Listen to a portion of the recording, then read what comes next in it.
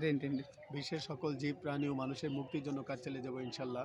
বাংলাদেশের নবনির্বাচিত প্রধানমন্ত্রী তারেক রহমানকে আমেরিকার প্রেসিডেন্ট ডোনাল্ড ট্রাম্প এবং ব্রিটেনের প্রধানমন্ত্রী কিয়ার স্টারমার এবং সুইজারল্যান্ডের প্রেসিডেন্ট এবং চায়নার প্রেসিডেন্ট শি জিনপিং শুভেচ্ছা জানিয়েছে। আমি বাংলাদেশের নবনির্বাচিত প্রধানমন্ত্রী তারেক রহমানকে বাংলাদেশের চাঁদাবাজি, টেন্ডারবাজি এবং আইনের শাসন কীভাবে নিশ্চিত করা যায় এবং বাংলাদেশে দুর্নীতি, স্বজনপ্রীতি, নেপোটিজম এবং করাপশন কীভাবে দূর করা যায় সেজন্য তড়িৎ গতিতে পদক্ষেপ নেওয়ার আহ্বান জানাই। এবং ইন্ডিয়া এবং বাংলাদেশের যে রিলেশন, বাইলিটারাল রিলেশন, এই রিলেশন কীভাবে উন্নত করা যায় সেই জন্য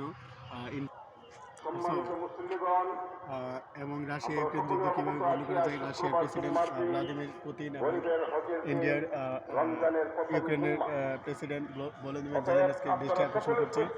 আমাদের একটি লক্ষ্য সারা বিশ্বের শিক্ষা কীভাবে নিশ্চিত করা যায় সেই জন্য আমরা কাজ চালিয়ে যাচ্ছি। আমরা আমাদের বিশ্বে আর কোনো পারমাণবিক যুদ্ধ বা নিউক্লিয়ার ওয়েপন্স বা nuclear war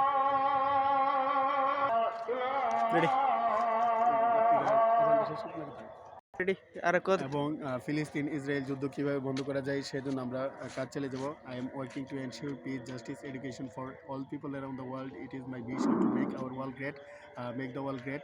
I believe that education can change our world, and I am working to ensure peace, justice, education, rule of law, democracy, and freedom of expression, freedom of thoughts around the world.